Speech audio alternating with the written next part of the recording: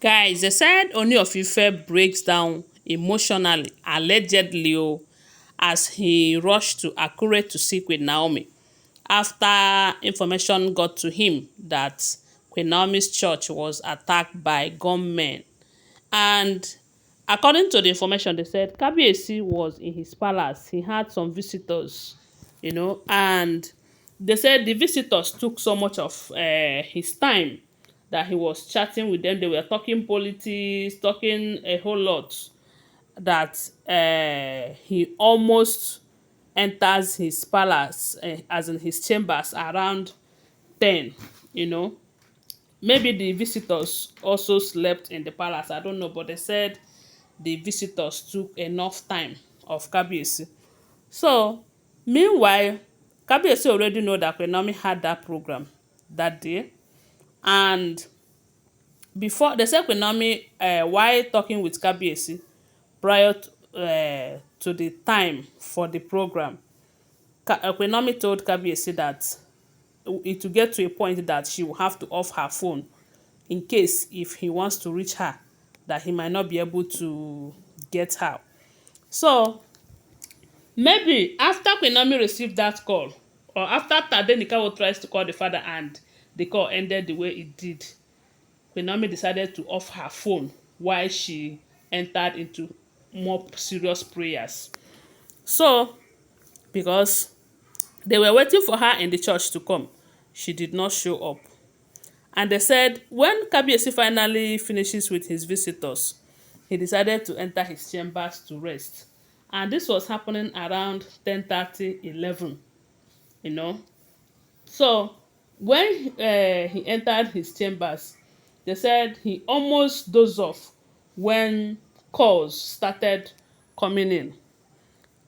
At first he wanted to ignore the calls because anybody that is calling him at that time of the night, he doesn't want to pick. But on a second thought, he remembered that Queen Naomi usually calls her sometime by that time of the day. Maybe when they are praying, they will pray on the phone or something of that nature. And that was how they said he wake up to see the phone, only to see that the calls were coming from Queen Naomi's mother and Simi. Queen Naomi's mother have called like how many times? Up to 3, 4, 5 times. While Simi too was calling. They were calling him to see if he was able to reach Queen Naomi. Because according to the information, they too, when the gunmen enters the church and was asking for Queen Naomi, where is Queen Naomi? Where is she? Where does she think she is? This, that. They said all of them were worried, and secretly they were trying to call her to tell her not to come out, because from the information we gathered, they said her house in Akure now is more secured due to the kind of security men that Kabiyesi filled that place with. The place is highly secured. And Queen Naomi too have 2 bodyguards and a driver. Then, when these people came and they started calling Queen Naomi, they couldn't reach Queen Naomi. They started calling the driver, as in Queen Naomi's personal driver. The driver was not picking. The calls was just ringing. The driver did not pick. And at that time, they were much worried, thinking that maybe, could it be that these people have gone to the house too? And did they capture the Queen Naomi and the driver? Or did they meet them on their way coming? Because they said that time is almost the time that Queen Naomi is supposed to come out. But God works in a mysterious way sometimes. After Queen Naomi received that call, she was praying.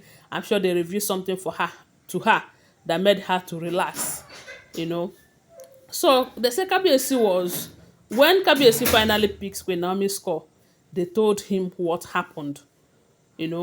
And when they also tell him that they were unable to reach Queen Naomi, as well as his driver, that the driver's phone was ringing but the driver is not picking, then Queen Naomi's own is that they couldn't even reach her at all. And the Kabiyesi said that earlier Queen Naomi told him that she will be offing her phone before she will enter the program properly. But now she did not enter the program and her phone is off. How come? What happened? They said every one of them was worried. And at that point, Kabiyesi rushed out of his chambers ready to go to Akure by that time of the night. They said around this time it's almost 12:01, and they said they started telling Kabiyesi, please, Kabiyesi, you cannot go now. Kabiyesi, you cannot go. And that was how they say Kabiyesi started alerting security men, both the police and all of that, so that they will know the situation of things at the moment, my people.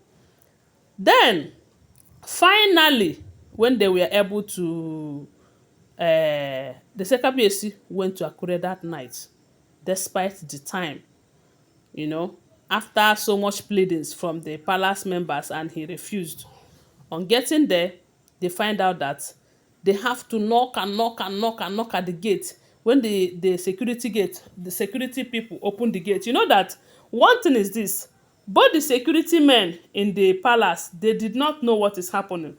The driver that is supposed to pick call and give them updates on how safe or how the whole thing is in the house, they said the driver dozed off. The driver started sleeping because he waited for Queen Naomi and waited and waited and waited. He normally knows the time that Queen Naomi used to go for that program. And that time reached, Queen Naomi did not call him or alert him that they are going. No, that was how they said this man dozed off. And that was why they were calling, and he couldn't pick the call. So Queen Naomi, on the other hand, off her phone and was praying. So all this period, all through, while all of this thing is happening, they say Queen Naomi was praying. The driver was sleeping. The security guard, they were all on guard, you know, waiting for orders. But they were all shocked when Queen Naomi's mother and the Simi and Kabiyesi, and because they said Kabiyesi met them along the way while they now went to the house. On getting there, they find out that nothing happened to Queen Naomi. Queen Naomi was safe. Or Queen Naomi is safe. The driver is safe, just that he is sleeping. The security guards in the house, nothing happened. As a matter of fact, those people did not come to the house. Maybe they have seen how secure the house is, because whoever that is giving them information must have told them that, look, oh, don't cross the house. Or the fact remains that they have in mind that definitely there is nothing that will make Queen Naomi not to be in that event by that time of the day. But unfortunately, the Holy Spirit revealed their plans prior to the time. And that's why Queen Naomi was inside praying. And they said, thank God nothing happened to the members of the church too. Because if anything had happened, it would have been another case on its own. But the only thing that happened is that they said properties were destroyed by the men, because they were about 8 in number.